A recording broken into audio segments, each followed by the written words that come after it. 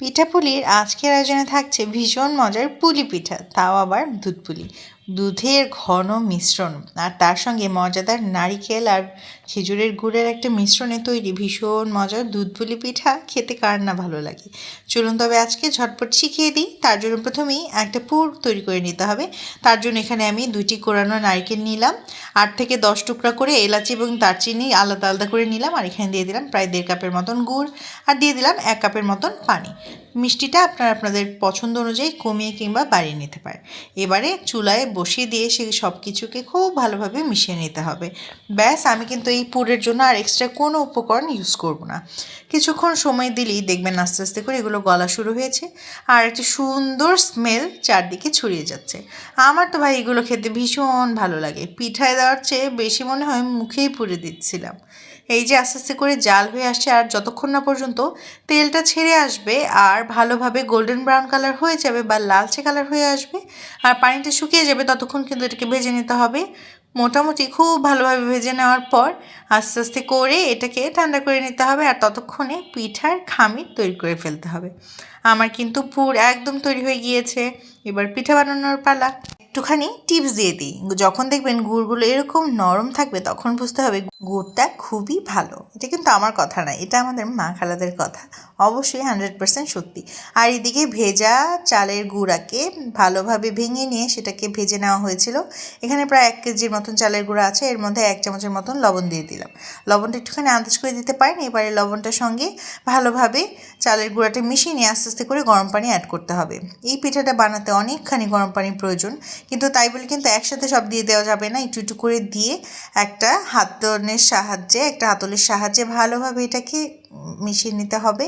অবশ্যই গরম পানির মধ্যে কিন্তু হাত দিতে যাবেন না, তাহলে দেখা যাবে ফোসকা পড়ে যাবে, তখন হিতে বিপরীত হয়ে যাবে, তাই জন্য সাবধান। এবারে আস্তে আস্তে করে এই কাইটাকে বা খামিরটাকে বানানোর জন্য প্রসেসটাকে ফলো করে যেতে হবে। একটুখানি কষ্টদায়ক তো অবশ্যই, যেহেতু গরম পানিতে আপনাকে অবশ্যই হাত দিতে হবে, যেহেতু আপনাকে একটা সুন্দর মসৃণ ডো তৈরি করতে হবে, তাই জন্য একটুখানি কষ্ট করতেই হবে। কিন্তু কষ্ট করলে তো আসলে সত্যি কথা কেষ্ট মেল, তাই না? এইভাবে আস্তে আস্তে করে মিশিয়ে নিয়ে এবার আস্তে আস্তে করে হাতের সাহায্যে এটাকে চেপে চেপে খুব ভালোভাবে মসৃণ করে নিতে হবে।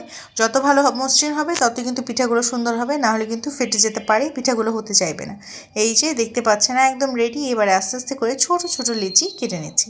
প্রথমে 2-3টি লেচি আগে করে রাখলে যেটা সুবিধা হয়, যেটা বানাতে খুবই সহজ হয় আর একটুখানি তাড়াতাড়ি হয়।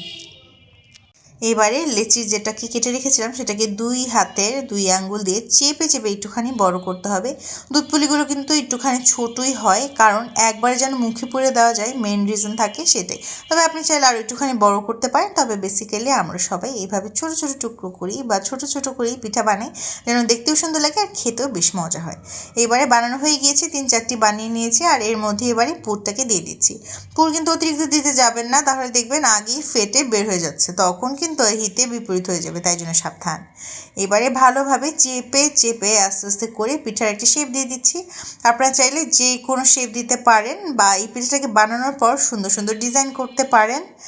এই যে আস্তে আস্তে করে আরেকটা পিঠা সিল করে দেখিয়ে দিচ্ছি। আমি খুব ইজি ওয়েতে ট্রাই করেছি আপনাদেরকে রেসিপিটা শেয়ার করার জন্য আর শেপগুলো দেখানোর জন্য, যেন আপনাদের বানাতে সুবিধা হয়। এইভাবে করে আমি আরেকটি পিঠাও বানিয়ে নিয়েছি। একে একে করে সবকটি পিঠা এইভাবে বানিয়ে নিতে হবে। এটাকে একটুখানি ডিজাইন করে দেবো, জাস্ট সাইড থেকে একটুখানি হাত থেকে চেপে চেপে ডিজাইন করে দিলেই হবে। ওই যে আগেই বললাম আপনার পছন্দ অনুযায়ী যে কোনো ডিজাইন করতে পারেন, সেই ক্ষেত্রে কোনো বাধ্যকতা নেই। এই যে হয়ে গেল। আর এদিকে আমি এখানে 3 লিটার দুধকে জাল করে নিচ্ছি। আজকালকার প্যাকেটের দুধগুলোকে দেখলে মনে হয় এত পাতলা, না জানি কয় মন পানি মেশায় আল্লাহই জানে। এবারে 2 থেকে 3টি জাল উঠিয়ে নিতে হবে দুধের মধ্যে, আর এই পর্যায়ে দিয়ে দিচ্ছি 8 থেকে 10টি এলাচ আর 8-10 টুকরা দারচিনি। এবারে আবার খুব ভালোভাবে আরও 1-2টা জাল উঠিয়ে নিব। জাল উঠানোর একটা পর্যায়ে যখন চলে যাবে, তখন এর মধ্যে আমি গুড় অ্যাড করে দিব।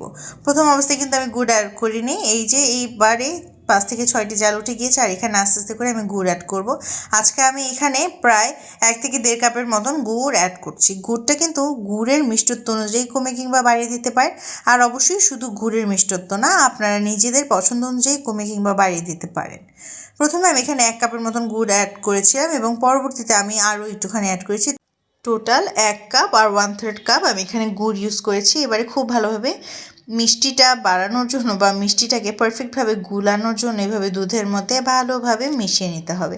একটু ভালোভাবেই নাড়াচাড়া করতে হবে যেন গুড়টা কোনোভাবেই শক্ত না থেকে যায় বা দলা পাকিয়ে না থাকে। একটুখানি সময় নিয়ে কাজটা করতে হবে। আর গুড় দেওয়ার পরে তো কী সুন্দর যে একটা স্মেল বের হচ্ছিল, চারদিকটা একদম মো মো করছিল। এইভাবে দুধ জালো হয়ে গিয়েছে, এবার পিঠেগুলো দিয়ে দেওয়ার পালা। আস্তে আস্তে করে একটা একটা করে পিঠা দিয়ে দিতে হবে। এই যে অনেকগুলো পিঠা বানানো হয়ে গিয়েছে, এবার আস্তে আস্তে দিতে হবে। খেয়াল রাখতে হবে বেশি উপর থেকে কিন্তু আবার দিতে যাবে না, তাহলে দেখা যাবে দুধ উপরে ছিটে আসবে আর হাতে গায়ে নাকে মুখে তো অবশ্যই পড়বে। এই যে এভাবে আস্তে আস্তে করে ছেড়ে দিতে হবে। একবার সব পিঠা দেওয়া লাগবে এরকম কিন্তু কোনো কথা নেই। মোটামুটি করে অনেকখানি পিঠা বানিয়ে আমি এখানে দিয়ে দিয়েছিলাম। এগুলো দেওয়ার পরেও কিন্তু আমি আরও কিছু পিঠা বানিয়েছিলাম, সেগুলোকে পরবর্তীতে দিয়ে দিবেন, কোনো সমস্যা নেই। এবার আস্তে আস্তে করে পিঠাগুলো দেওয়া হয়ে গেলে এগুলোকে দুধের মধ্যে জাল করে নিতে হবে।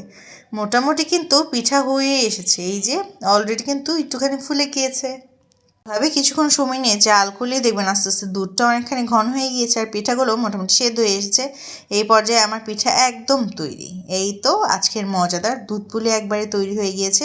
ভীষণ মজার এই রেসিপিটি এত ইজি ওয়েতে তৈরি করে দেখালাম যে আপনাদেরকে অবশ্যই একবার হলেও ট্রাই করতে হবে। মজাদার রেসিপিটি কেমন লাগলো লাইক কমেন্ট দিয়ে আমাকে অবশ্যই জানাবেন। আর অবশ্যই নিজেরাও ট্রাই করবেন, যদি ট্রাই করেন সেটা আমার সঙ্গে শেয়ার করে যেতে একদমই ভুলবেন না। ভীষণ মজার এই পিঠাটা আমার পদ্ধতিতে একবার বানিয়ে দেখুন না, ভীষণ মজা, খেতেও মজা, দেখতেও মজা আর খুবই লোভনীয়। আর কি বলবো, বানাতেও আহামরি তেমন কোনো উপকরণ লাগে না, আর কতখানি সফট হয়েছে দেখেই বুঝতে পারছেন। আজ তবে এই পর্যন্তই, সবাই ভালো থাকবেন, সুস্থ থাকবেন। আজকের রেসিপিটি দেখার জন্য অনেক অনেক ধন্যবাদ।